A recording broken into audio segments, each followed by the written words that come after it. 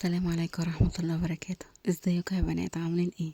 يا رب تكونوا بخير وصحة وسعادة يا رب العالمين. النهاردة في الفيديو ده بالذات انا ولا هقولك حطيلي لايك ولا اعملي لي اشتراك ولا اي حاجة. كل اللي هقوله لك ان انت لو عندك اي مشكلة في شعرك بيتساقط بشكل غير طبيعي، هايش، كان تقيل وخف معاكي، كل اللي هقوله لك ان انا عايزه اديكي الفايده بتاعتي وايه اللي انا عملته، لان انا كان عندي نفس المشاكل دي، وايه اللي انا عملته بفضل ربنا الحمد لله شعري بقى احسن من الاول. وهو ده هدفي من الفيديو النهارده. كل اللي هقوله لك ان انت تتابعي الفيديو معايا للاخر وان شاء الله هتستفادي معايا. ويلا بينا نبدا، بس قبل ما نبدا يلا كلنا نصلي على النبي. اللهم صل وسلم وبارك على سيدنا مولانا محمد وعلى اهله واصحابه اجمعين. صلى الله على محمد صلى الله عليه وسلم، عليه افضل الصلاه والسلام. طيب يا بنات، انا واحده كان اصلا شعري متدمر، هايش بقى، بيقع بطريقه غريبه. يعني التسريحه الواحده ممكن الاقي نص شعري في الفرشه او المشط اللي انا بتسرح بيه بدون مبالغه، نص شعري. وهو اصلا مش ده الطبيعي. الطبيعي ان هو لو هيتساقط معاكي بيتساقط من 5 ل10 شعرات في التسريحه الواحده، ولكن اكتر من كده يبقى انت عندك مشكله. انا بقى كان اكتر من كده بكتير، فعرفت هنا ان انا عندي مشكله في شعري. تاني حاجة بقى هايش بطريقة غريبة، كان تقيل قوي، من كتر ما بيتساقط خف معايا جدا.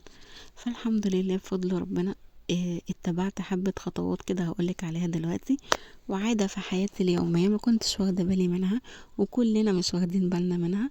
اتبعتها برضو الحمد لله الحمد لله. 50% هنا و50% بالأدوات اللي أنا اشتريتها عالجت شعري بنسبة 95%.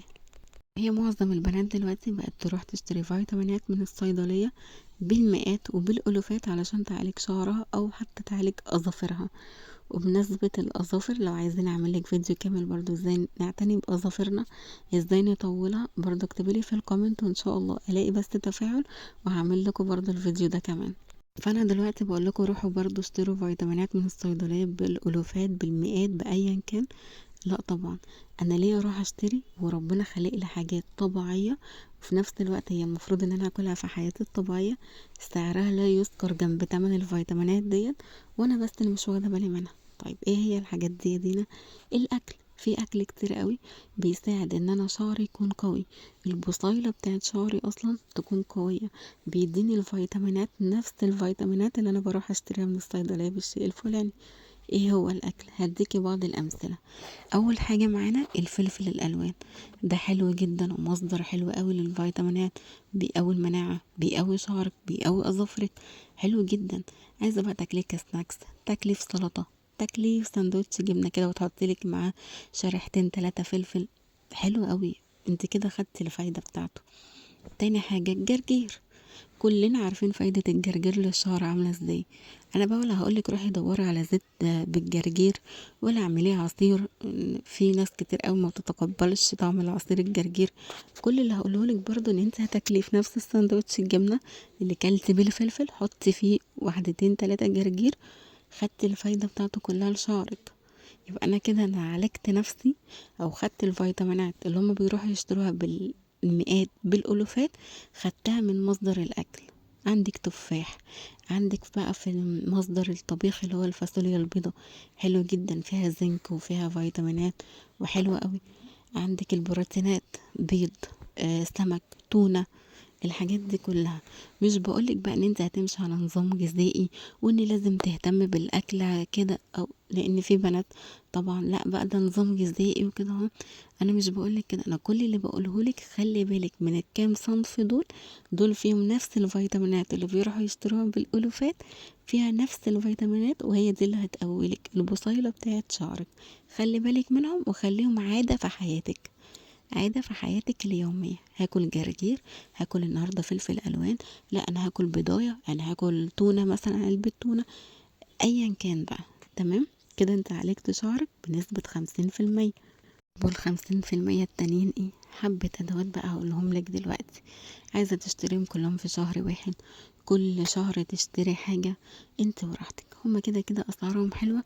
وزي ما قلت لكم في كذا فيديو، لو انتوا عايزيني انزل اعمل لكم جولة في المحلات اللي بشتري منها حاجتي، اكتبوا لي في الكومنتات برضو، والاقي تفاعل كده وان شاء الله انزل اخدكم جولات كده في المحلات دي، تروحوا تشتروا منها حاجاتكم بسعر حلو جدا ان شاء الله.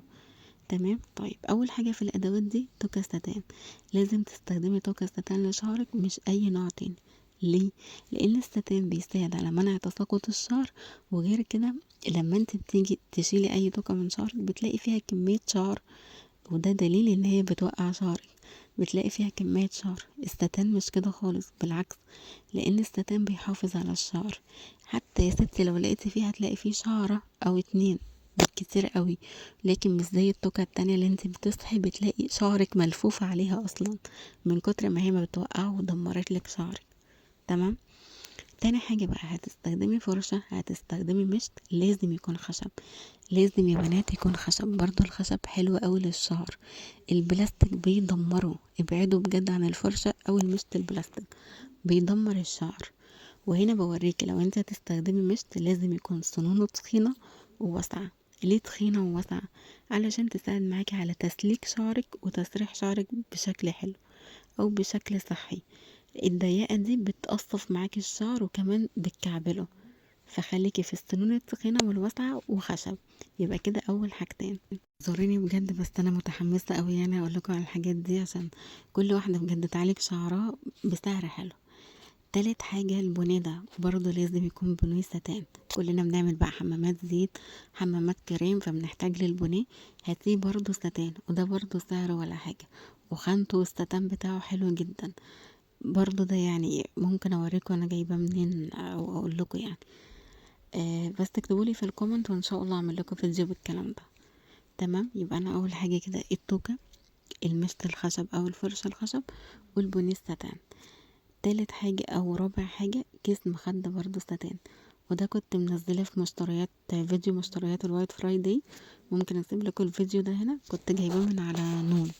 كان سعره حلو جدا، وبصراحة لما جالي اتفاجئت بالخامة بتاعته، بحجمه حلو قوي مقابل السعر اللي انا دفعته. يعني انا كنت جايباه تقريبا ب70 جنيه بعد الخصم.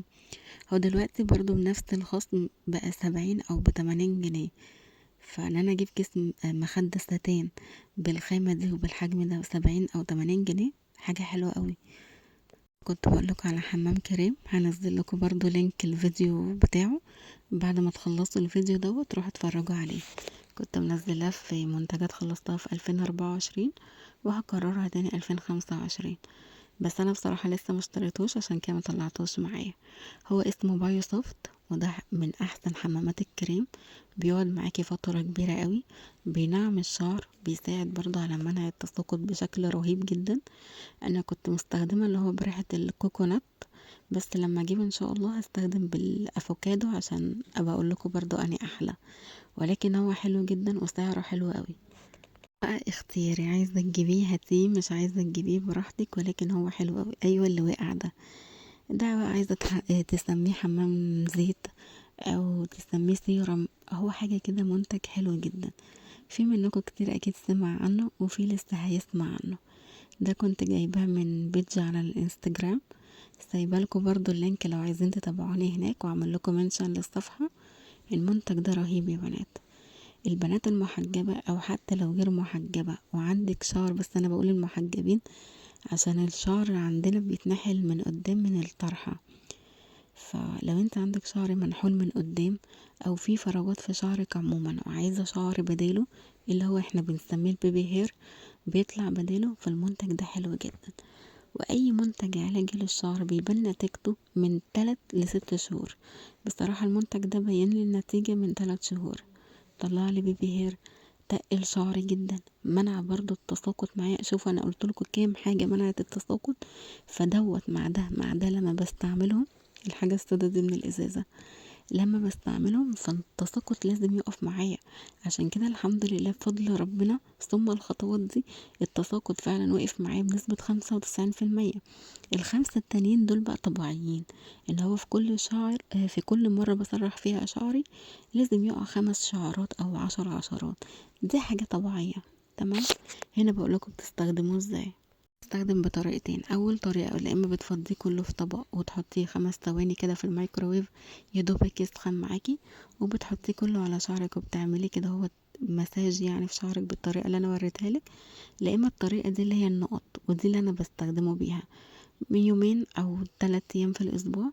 بتستخدمي 6 او 7 نقط على شعرك وبتدلكي شعرك كده بالطريقة اللي انا بقولك عليها دي، مساج كده على فروة الراس.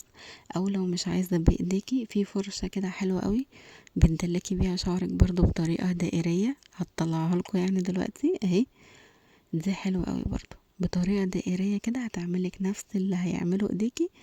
انت بقى انت ومزاجك، عايزة ايديكي عايزة الفرشة دي برضو سعرها ولا اي حاجة، بتستخدميها بالطريقة دي بعد ما بتحطيه فبتعملك مساج حلو اوي لشعرك. فانت بتستخدمي المنتج ده.